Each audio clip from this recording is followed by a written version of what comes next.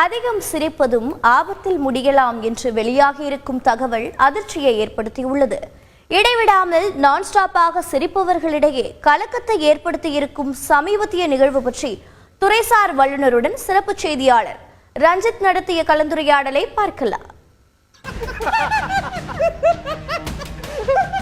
வாய் விட்டு சிரித்தால் நோய் விட்டு போகும் எனும் பழமொழிக்கு ஏற்ப துன்பம் மறந்து எப்போதும் சிரித்துக் கொண்டே மகிழ்ச்சியாக இருப்பவர்களுக்கு ஆயுள் கூடும் என்பது பொதுவான நம்பிக்கை.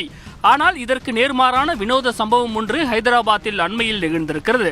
53 வயதான ஷியாம் என்பவர் தனது குடும்பத்தினருடன் உற்சாகமாக பொழுதை போக்கிக் கொண்டிருந்த ஒரு மாலை வேளையில் கையில் காஃபியோடு டிவியில் தனக்கு பிடித்தமான காமெடியை பார்த்து ரசித்துக் கொண்டிருந்தார். கலகலப்பான நகைச்சுவையில் மெய் மறந்த ஷியாம் சிரிப்பை அடக்க முடியாமல் குலுங்கி குலுங்கி சிரித்திருக்கிறார். அப்போது திடீரென நாற்காலியிலிருந்து சரிந்து கீழே விழுந்த அவர் சுய நினைவின்றி மயங்கினார். அவரது கைகள் வலிப்பு ஏற்பட்டதைப் போல் நடுக்கம் கண்டன. சற்றும் எதிர்பாராத விதமாக மகிழ்ச்சியான அந்த தருணம் பதற்றமான சூழலாக மாறியதில் ஷியாமின் குடும்பத்தினர் நிலைகுலைந்து விட்டனர். உடனடியாக அவரது மகள் ஆம்புலன்ஸை அழைத்த நிலையில் ஷியாம் கொஞ்சம் கொஞ்சமாக சுயநினைவு திரும்பி கண் விழித்திருக்கிறார். என்ன நடந்ததென யாருக்கும் புரியாததால் உடனடியாக மருத்துவமனைக்கு விரைந்தனர். இதய நோய், ரத்த அழுத்தம் என எந்த பாதிப்பும் இல்லாத நிலையில் என்ன நடந்தது என மருத்துவர்கள் முதலில் குழம்ப நரம்பியல் மருத்துவர் ஒருவர் பிரச்சனையை கண்டறிந்திருக்கிறார். லாஃப்டர் இன்டியூஸ்டு சின்கோப் எனப்படும் அதிகமாக சிரிப்பதால் சிலருக்கு அரிதினும் அரிதாக ஏற்படும் மயக்கம்தான் ஷியாமுக்கு ஏற்பட்டிருக்கிறது.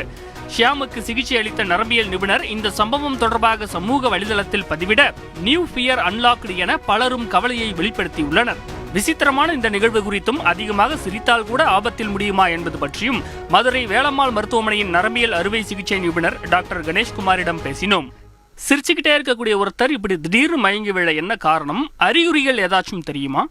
அது ஒரு ரேர் டிசார்டர்னு சொல்லுவோம், லாஃப்டர் சின்கோப்னு சொல்லிட்டு. அதிகமா பர்ஸ்ட் பண்ணி சிரிக்கும் போது, சத்தமா சிரிக்கும் போது சில தொந்தரவுகள் வந்து அந்த மாதிரி மயக்கம் வந்து சுயநலம் இழக்கலாம். That's called laughter syncope, quite rare disorder. இதுக்கு 3 விதமான காரணம் இருக்கு. ஒன்னு வந்து நியூரோனல், அதாவது அதிகமா சிரிக்கும் போது வேகஸ் நர்வ் ஒரு நரம்பு ஸ்டிமுலேட் ஆகும்போது ஹார்ட் ரேட் குறையும், பிபி ஃபால் ஆகும், மயக்கம் வரலாம். இரண்டாவது காரணம் என்ன சொல்றோம் அப்படின்னாக்க ஹார்ட், அதாவது அதிகமா சிரிக்கும் போது நுரையீரல்ல இருக்கக்கூடிய அழுத்தம் ஜாஸ்தி ஆகும், அப்ப ஹார்ட் பலவீனமாகும், அப்பயும் இந்த மாதிரி மயக்கம் வரலாம். மூணாவது ரத்த ஓட்ட பாதிப்புனால வருது. இது பெருசா பயப்பட தேவையில்லை. அதிகமா சிரிச்சு மயக்கம் போட்டு விழுந்துருவாங்க, கொஞ்ச நேரத்துல சரியாயிடுவாங்க. இந்த மாதிரியான நிகழ்வுகள் ரொம்பவே அரிதானதா? அச்சம் தேவையா? எல்லாருக்கும் அந்த மாதிரி வராது. உடல் பருமன் அதிகமா இருக்கலாம், தைராய்டு ப்ராப்ளம் இருக்கலாம், ஏற்கனவே நரம்பு தளர்ச்சி இருக்கலாம், ஏற்கனவே ஹார்ட் வீக்கா இருக்கலாம். இவங்களுக்கு எல்லாம் இந்த மாதிரி மயக்கம் வரக்கூடிய வாய்ப்புகள் இருக்கு. இந்த மாதிரி சிரிச்சு மயக்கம் போட்டு விழுகிறவங்களுக்கு ஹார்ட் கோளாறு இருக்கா, வேற தைராய்டு ப்ராப்ளம் இருக்கா, கொலஸ்ட்ரால் லெவல் அதிகமா இருக்காங்கிறத செக் பண்ணி பார்க்கணும். பெரும்பாலும் ஏதாவது இருக்கும். அசோசியேட்டட் டிசார்டர்ஸ் சொல்லுவோம். இது வந்து ஆட்டோனோமிக் பிளக்சுவேஷனால வரக்கூடிய மயக்கம். சோ வேற அசோசியேட்டட் ப்ராப்ளம்ஸ் இருக்கா அப்படிங்கறத எவாலுவேட் பண்ணலாம். இந்த மாதிரி மயக்கம் போட்டு விழுந்துட்டாங்கன்னா அவங்களை வச்சு அதெல்லாம் செக் பண்ணி பார்த்துட்டு எதனால இந்த மாதிரி அசோசியேட்டட் ஃபேக்டர்ஸ் இருக்குன்னு பார்த்து அதை சரி பண்ண வேண்டியது. சிரிப்பை கொஞ்சம் கூட அடக்க முடியாம ஒரு சிலர் எப்பவும் கலகலன்னு சிரிக்கக்கூடிய வழக்கத்தை வச்சிருப்பாங்க. அப்படிப்பட்டவர்கள் எதுவும் எச்சரிக்கையா இருக்கணுமா? நல்லா சிரிங்க, ஹாப்பியா இருங்க, உடம்புல ஒரு வியாதி இருக்காதுங்கிறது கரெக்ட்.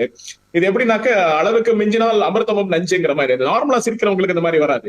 இந்த அரசியல்வாதி மாதிரியோ இல்ல இந்த சினிமால பார்த்துட்டு இந்த வில்லன் சிரிக்கிற மாதிரி அந்த ஒரு ஸ்டைல் எல்லாம் இன்ஹெரிட் பண்ணிட்டு வரதுனால ஏற்படக்கூடிய விபரீதம்னு சொல்லிக்கலாம். அது சோ எதுவுமே ஓவர் ரியாக்ட் பண்ணக்கூடாது. லைக் கவலையா இருந்தாலும் சரி, சிரிப்பா இருந்தாலும் சரி, சந்தோஷமா இருந்தாலும் சரி, எல்லாமே மிதமா இருக்கணும். சந்தோஷத்தை ஓவர் ஆள் எடுத்துக்கலாம். அந்த சிரிப்பினுடைய தோணி இருக்கு பாத்தீங்களா, அதுதான் இதனுடைய கல்பிரிட். ரொம்ப சத்தமா பர்ஸ்ட் பண்ணி அந்த மாதிரி பர்ஸ்ட் பண்ணி சிரிக்கிறதுனால வரக்கூடிய ப்ராப்ளம் இது. அதாவது தானா சரியாயிடும், பட் அவங்களை வந்து சேஃப் கார்ட் பண்ணணும். அவங்களை வந்து நல்ல தரையில படுக்க வச்சிடணும், காலை 2 லேசா மேல தூக்கி வச்சிடணும், டைட்டான ட்ரெஸ் ஷர்ட் போட்டனாலும் பட்டன் எல்லாம் கொஞ்சம் லூஸ் பண்ணி அவங்க மூச்சு விடுறதுக்கு கொஞ்சம் ஃபெசிலிட்டேட் பண்ணி விடணும். கூட்டம் நிறைய சேர்ந்து அவரை போட்டு பிடிச்சி அமுக்கி கையை தேய்க்கிறேன் காலை தேய்க்கிறேன் பண்ணாம அவர் கொஞ்சம் ஃப்ரீயா விடணும். ஒரு 2-3 மினிட்ஸ்ல ரெக்கவர் ஆயிடுவாங்க. ரெக்கவர் ஆனதுக்கு அப்புறம் ஹாஸ்பிட்டல்ல கூட்டு போய் ஒரு செக்அப் மட்டும் பண்ணிக்கணும். ஹார்ட் நல்லா இருக்கா எல்லாரும் ஒரு வாட்டி பார்க்க வேண்டியது இருக்கும். அதே சமயம் இதற்கு சிகிச்சையோ மருந்துகளோ தேவையில்லை என கூறும் மருத்துவர்கள் முன்னெச்சரிக்கையாக இதய பரிசோதனை மேற்கொள்வது நல்லது என பரிந்துரைக்கின்றனர்.